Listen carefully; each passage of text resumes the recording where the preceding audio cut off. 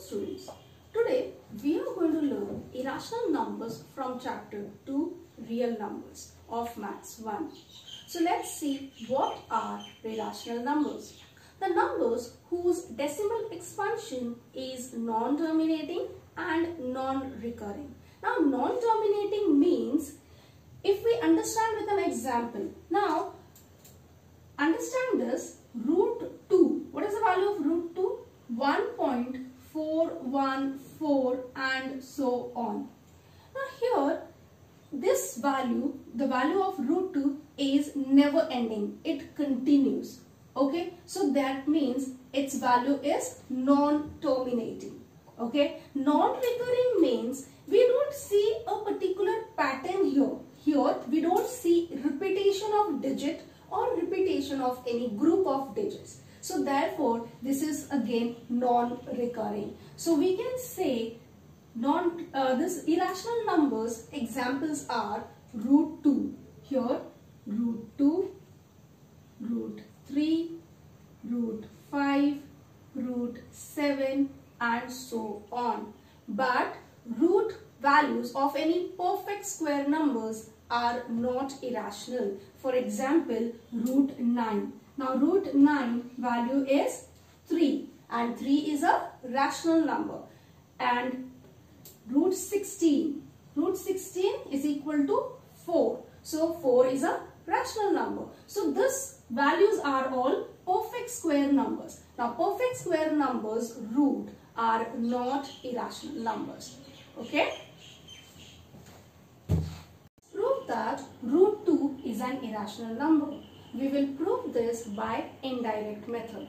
Indirect method means we will assume the negation of the given statement, and while solving we will get some contradiction, and then we can conclude that the assumption we have taken was incorrect. Okay, so let's start. Now here we have to prove that root 2 is an irrational number. Okay, now we will assume the negation of that. So let root 2 is a rational number. Okay, so any rational number can be written in the form of p by q. So let's take that. Root 2 is equal to p by q. Now how is this p and q? P comma q belongs to integers and q is not equal to 0. We know this is the condition for rational number. Okay. Also let p by q is in reduced form. That is, p by q has no common factor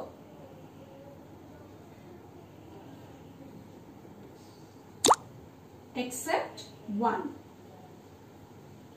Okay, so this is the condition we have taken. Fine. What is the condition here? P by q is a reduced form. What is the meaning of that? P by q has no common factor except 1. That is, 1 is the only common factor of p by q. So let's start now. Root 2 is equal to p by q. This we have taken. Now let's square on both sides. So squaring both sides.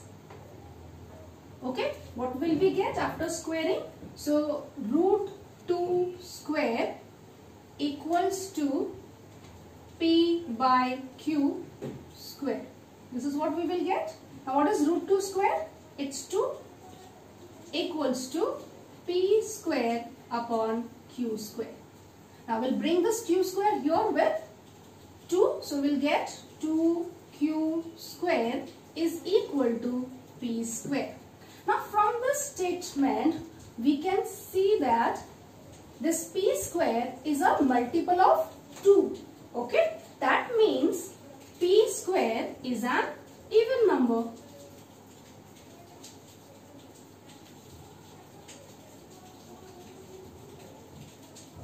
Okay. Now when p square is an even number, it means p is also an even number. So therefore, p is an even number. Now for every even number, 2 is a common factor. So we can write here, therefore 2 is a factor of p. Let this be our equation number 1. Okay. So 2 is a factor of p. Okay. Now when 2 is a factor of p, it means p can be written as a multiple of 2. So p is equal to, let's take another variable t, where t is a integer. Okay, that is t belongs to integer set. So here p is equal to 2t. Why did we write this? Because this p is a even number. Therefore, we wrote it as p is equal to 2t. So let's substitute this value of p in this equation. Okay, we'll substitute here. So let's substitute. So 2q square equals to. So in place of p, we will substitute 2t. So 2t bracket square. So therefore 2q square equals to 4t square. Okay. Okay, so now we have got this 2q square equals to 4t square. Okay, now we can write here q square equals to 4t square upon 2.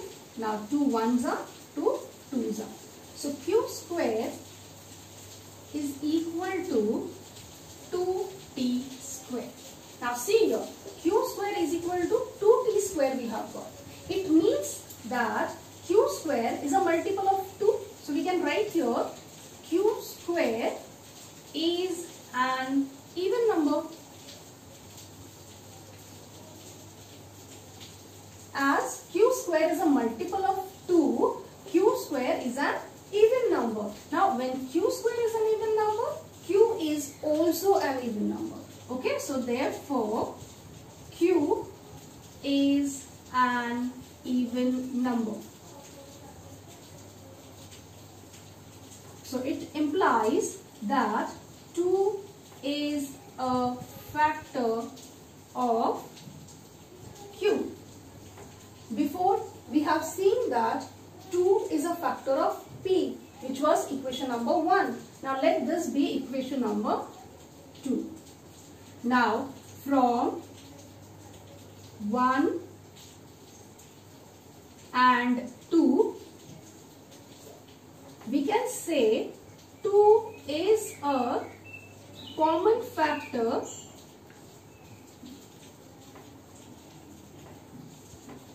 of p and q. But what we have assumed? We have assumed that p by q. What was our assumption? We can write here, but we have assumed that p by q has no common factor.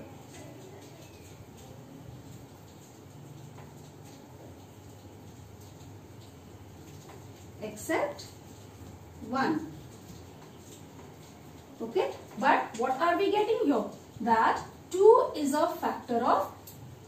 common factor of p and q both, which is a contradiction. Okay, and therefore we can say that our assumption that root 2 is a rational number is wrong. So let's write it. Therefore our assumption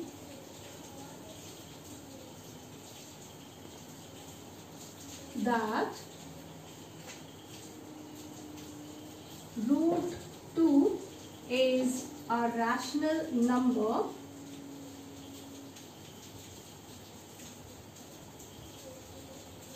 is wrong. Okay, and therefore we can say root 2 is an irrational number.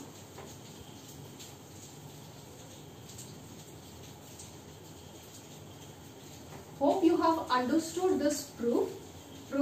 Okay. Similarly, you can also prove that root 3, root 5, root 7 are all irrational numbers. Thank you.